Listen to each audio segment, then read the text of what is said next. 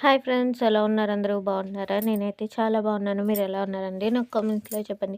ఈరోజు మన వీడియో వచ్చేసి నా డైలీ రొటీన్ బ్లాగ్ని అయితే షేర్ చేయబోతున్నాను. నా బ్లాగ్స్ కనుక మీకు నచ్చినట్లయితే లైక్ చేయండి, షేర్ చేయండి, సబ్స్క్రైబ్ చేయండి. పక్కనే ఉన్న బెల్ ఐకాన్ని క్లిక్ చేయడం మాత్రం మర్చిపోకండి. మీరు లైక్ చేయడం వల్ల ఈ వీడియో మరింత మందికి చేరుతుంది ఫ్రెండ్స్. ప్లీజ్ లైక్ చేయండి. ఈరోజు ఎర్లీ మార్నింగ్ లేచిన తర్వాత బకెట్ల పని అయితే పెట్టుకున్నాను. బకెట్లు బాగా నాచు పట్టేసి చూడ్డానికి అసలు బాలేదు. వాటర్ పెడుతుంటే వాటితో స్నానం చేయడానికి కూడా చిరాకుగా అనిపిస్తుంది. అందుకు హార్పిక్ మనం రెగ్యులర్గా పెట్టుకునే ముగ్గు పిండి ఉంటుంది కదా, దాంతో బకెట్లు ఎంత నీట్గా క్లీన్ అయిపోతాయో తెలుసా? ఒకసారి మీరే చూడండి. ఇలా ఇంత నాచు పట్టేసిన బకెట్కి ఇలా హార్పిక్ వేసిన తర్వాత మళ్ళీ దాని చుట్టూ కూడా ముగ్గు పిండి వేసేసి ఒక 10 నిమిషాలు అలా వదిలేస్తే నాచంతా కూడా హార్పిక్ ఈ ముగ్గు వల్ల మొత్తం తినేస్తుంది. అప్పుడు బ్రష్ పెట్టి క్లీన్ చేసేస్తే నీట్గా క్లీన్ అయిపోతుంది. ఇదిగోండి 10 మినిట్స్ అయిన తర్వాత ఇలా నీట్గా బ్రష్తో క్లీన్ చేసేస్తే మరీ గట్టిగా కూడా అనవసరం లేదు. ఇలా నార్మల్గా బ్రష్తో ఇలా కడిగితే నీట్గా క్లీన్ అయిపోతుంది. నేను ఎప్పుడు బకెట్స్ క్లీన్ చేసినా ఇలానే చేస్తాను. కుళాయి వాటర్ వల్ల ఎందుకో కానీ ఎక్కువగా నాచు పట్టేస్తున్నాయి. క్లైమేట్ మొత్తం కూల్గా చాలా చల్లగా ఉంది. చూడండి బకెట్స్ అన్నీ కూడా ఎంత నీట్గా తలతల కొత్త బకెట్స్ లాగా అయిపోయాయి. ఇంకా వర్షం కూడా స్టార్ట్ అయిపోయింది. ఫుల్ వర్షం, ఉరుములు. వర్షం అయితే చాలా గట్టిగా పడుతుంది. ఇంకా ఉరుములు అవి ఉరుతున్నాయి కదా, టీవీ ప్లగ్స్, అలానే ఫ్రిడ్జ్, మిక్సీ ఇవి అవి తీసేసుకోవాలి. ఎందుకంటే దగ్గరలో ఎక్కడైనా పిడుగు పడినా ఇవన్నీ కూడా కాలిపోతాయి. అందుకు సేఫ్టీగా ముందుగానే ఇవన్నీ తీసేసి పెట్టేసుకున్నాము. ఆ తర్వాత బ్రేక్ఫాస్ట్లోకి ఆమ్లెట్, మిల్క్ అయితే తాగేస్తాము. అందుకు ఆమ్లెట్స్ అయితే వేస్తున్నాను. నేను పాలపొడి తయారు చేశాను, ఒక వ్లాగ్లో షేర్ చేశాను. నా వ్లాగ్స్ రెగ్యులర్గా చూసే వాళ్ళకైతే తెలుస్తుంది. ఆ పాలపొడి 1 స్పూన్ వేసేసి పంచదార వేసేసి పాలైతే కలిపేస్తున్నాను. లైట్ ఎల్లో ఇష్గా చాలా బాగుంటుంది. ఇలాచి అది వేయడం వల్ల స్మెల్ కూడా చాలా బాగుంటుంది. ఆమ్లెట్ కూడా ఫ్రై అయిపోయింది. ఇది ఒక ప్లేట్లోకి తీసేసుకొని ఫస్ట్ మా హస్బెండ్కి ఇచ్చేసి ఆ తర్వాత నేను కూడా ఆమ్లెట్ వేసేసుకొని ఇంకా టిఫిన్ అయితే కంప్లీట్ చేసేస్తాను. ఈరోజు మటన్ అయితే తీసుకొచ్చారు. అది నీట్గా క్లీన్ చేస్తాను. మటన్లో కిల్లీ కూడా వేశారు. అది సెపరేట్గా వండుదామని రెండు కూడా సెపరేట్గా క్లీన్ చేశాను. ఇప్పుడు ఉల్లిపాయలు అయితే కోసేసుకుంటున్నాను. కొన్ని ఎక్కువ కోసుకోవాలని కత్తిపెడితే అయితే కోస్తున్నాను. ఇప్పుడు కర్రీ అయితే ప్రిపేర్ చేసేస్తున్నాను. మటన్ కుక్కర్లో అయితే సాఫ్ట్గా కుక్ అవుతుందని కుక్కర్లో అయితే చేస్తున్నాను. స్టవ్ పై కుక్కర్ గిన్నె పెట్టుకొని కొద్దిగా ఆయిల్ యాడ్ చేసుకొని సన్నగా కట్ చేసిన ఉల్లిపాయలు వేసుకొని, ఉల్లిపాయలు ఎక్కువగా ఫ్రై అవసరం లేదు, ఒక 50% ఫ్రై అయిన తర్వాత ఇందులోకి ఒక 5-6 ముక్కలు యాడ్ చేశాను. అలానే నీట్గా క్లీన్ చేసుకున్న మటన్ వేసేసి ఒక 2 మినిట్స్ ఫ్రై చేసుకొని మూత పెట్టుకొని ఒక 5 నిమిషాలు మగ్గించుకుంటే మటను మంచిగా మగ్గుతుంది. అలానే ములక్కాడ కూడా ఉడుకుతుంది. ఇలా మగ్గిన తర్వాత ఇందులోకి ఉప్పు, కారం, పసుపు అవి కూడా యాడ్ చేసుకోవాలి. మటన్లో ములక్కాడ వేసుకొని వండుకుంటే కర్రీ టేస్ట్ బాగుంటుంది. మీరు ఎప్పుడైనా ట్రై చేశారా? నాకు కామెంట్స్లో చెప్పండి. మా సైడ్ అయితే మటన్లో ములక్కాడ వేసుకొని ఎక్కువగానే వండుకుంటారు. శనగపప్పు ములక్కాడ వండుకుంటారంట తెలంగాణ సైడు. ఒకసారి మా అత్తయ్య హైదరాబాద్ వెళ్తే వండింది. అది కూడా టేస్ట్ బాగుంటుందంటే ఒకసారి నేను కూడా కుక్ చేయాలి.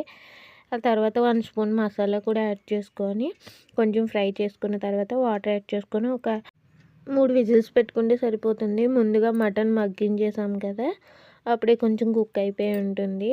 ఇలా 3 విజిల్స్ అయిపోయిన తర్వాత మళ్ళీ ఒకసారి ఓపెన్ చేసి స్టవ్ పై పెడితే ఇంకా కొన్ని వాటర్ ఉంటే అవి కూడా ఇంకిపోతాయి. అలానే మటన్ కర్రీలోకి కాంబినేషన్గా బగారా రైస్ కూడా కుక్ చేస్తున్నాను. అందుకు బిర్యానీ సామాన్లు వేసుకొని కొద్దిగా పుదీనా, అలానే అప్పటికప్పుడు అల్లం వెల్లుల్లి దంచుకొని వేసుకుంటే బగారా రైస్లో టేస్ట్ బాగుంటుంది. అందుకని అలా దంచుకొని వేసుకున్నాను. ఉల్లిపాయ, పచ్చిమిర్చి కూడా వేసుకొని ఫ్రై అయిన తర్వాత ఒక గ్లాస్ బాస్మతి రైస్కి 1.5 గ్లాస్ వాటర్ అయితే యాడ్ చేసేసి రుచికి తగినంత ఉప్పు కూడా యాడ్ చేసేసుకొని వాటర్ మరిగించేసుకోవడమే. కొంతమంది అయితే రైస్ ఫ్రై చేసి వాటర్ వేస్తారు. నాకు అలా వేస్తుంటే కొంచెం బిగుసుగా అనిపిస్తుంది. అందుకని ఇలా నేను ముందుగా మరిగించి అప్పుడు రైస్ అయితే యాడ్ చేస్తాను. ఇంకా వంట చేయడం అంటే ఎంత నీట్‌గా చేద్దామన్నా కూడా చిందరవందర అయిపోతుంది. బగారా రైస్ కూడా అయిపోయింది. చాలా పర్ఫెక్ట్‌గా పొడి పొడిలాడుతూ వచ్చింది.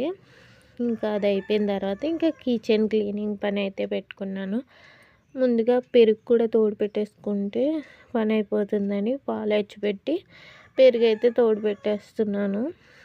ఆ తర్వాత మళ్ళీ కొన్ని గిన్నెలు అవి డబ్బాలు అవి తీసిన చోట తీసినవి పెట్టేసుకొని ఎక్కడొక్కడ సర్దేసుకొని నాన్ వెజ్ వండినప్పుడు కంపల్సరీగా గ్యాస్ అది కూడా క్లీన్ చేసేస్తాను కాబట్టి ఇవి గిన్నెలన్నీ కూడా అక్కడ వేసేసుకుంటాను. వర్షం అయితే ఇప్పుడే ఆగింది.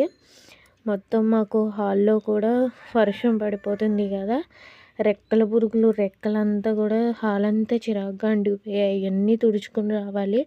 నైట్ క్లీన్ చేసిన గిన్నెలు అవి కూడా సర్దలేదు, అవన్నీ కూడా నీట్గా సర్దేసుకుంటున్నాను.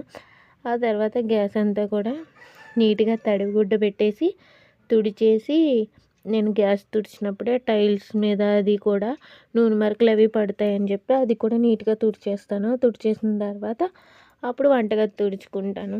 ఇలా వంటగది నీట్గా ఉంటే ఎంత బాగా అనిపిస్తుందో. మళ్ళీ ఏదైనా కుక్ చేసేసరికి చిందరవందర అయిపోతుంది. ఆడవాళ్ళ పని అంటేనే అంతే కదా. ఉదయం లేచిన మొదలు ఇల్లు ఉడవాలి, ఇల్లు ఉడిచిన తర్వాత మళ్ళీ పూజ అది చేసుకున్న తర్వాత బ్రేక్ఫాస్ట్ ప్రిపేర్ చేసి బ్రేక్ఫాస్ట్ గిన్నెలు అవి క్లీన్ చేసి మళ్ళీ వంట చేసిన గిన్నెలు అవి క్లీన్ చేసి బట్టలు ఉతికి బట్టలు ఆరిన తర్వాత అవి మడత పెట్టి అవన్నీ కూడా క్లీన్ చేసుకునేసరికి నైట్ 10 అలా అవుతుంది. మార్నింగ్ నుంచి ఏదో ఒక పని చేస్తూనే ఉంటాము. చూసే వాళ్ళకి మాత్రం ఇవే కదా పనులు, చాలా ఈజీ అనిపిస్తుంది, కానీ చేస్తేనే ఆ పనులు విలువ ఏంటో కూడా తెలుస్తుంది. ఆ తర్వాత మార్నింగ్ కర్రీస్ అవి ఉంటే రైస్ అయితే కుక్ చేసేస్తున్నాను. పక్కన నాన్నమ్మ గారు వాళ్ళు మాకు పాలు వేస్తారు. పాలకి పిలిస్తే పాలు తీసుకొని వచ్చేస్తున్నాను. ఈరోజు ఎందుకో కాఫీ తాగాలనిపించింది, అందుకు మార్నింగ్ కొన్ని పాలు ఉంటే అవి వేడి చేసుకుంటున్నాను. రైస్ కూడా ఒక పక్క ఉడికిపోతుంది. రైస్ ఉడికిపోయింది వాచ్ చేశాను.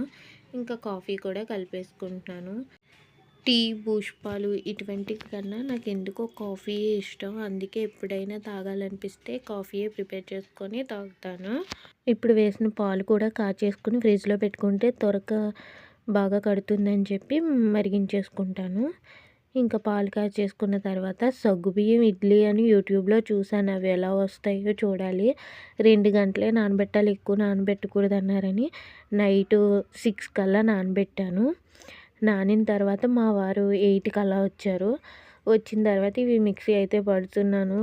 ఏమో ఫస్ట్ టైం చేస్తున్నాను, ఎలా వస్తాయో చూడాలి. మినపప్పు నానబెడదాం అనుకున్నాను, మర్చిపోయాను. యూట్యూబ్లో ఇన్స్టెంట్గా ఏ ఇడ్లీ రెసిపీ ఏదైనా ఉందంటే చూశాను. ఇది ట్రై చేద్దామని ఇలా గ్రైండ్ చేసి పెట్టాను. మా వారు నేను భోజనం చేసేద్దామని అన్నీ రెడీగా పెట్టి టీవీ చూస్తూ భోజనం అయితే కంప్లీట్ చేసేసాము. ఇంకా వర్షాకాలం అంటే బట్టలు ఆరవు కదా, మళ్ళీ వర్షం వస్తే తడిసిపోతాయని ఇలా హాల్లో తీగుంటే దాని మీద వేసాను. ఈ బ్లాగ్ని ఇక్కడితో ఎండ్ చేస్తాను. థ్యాంక్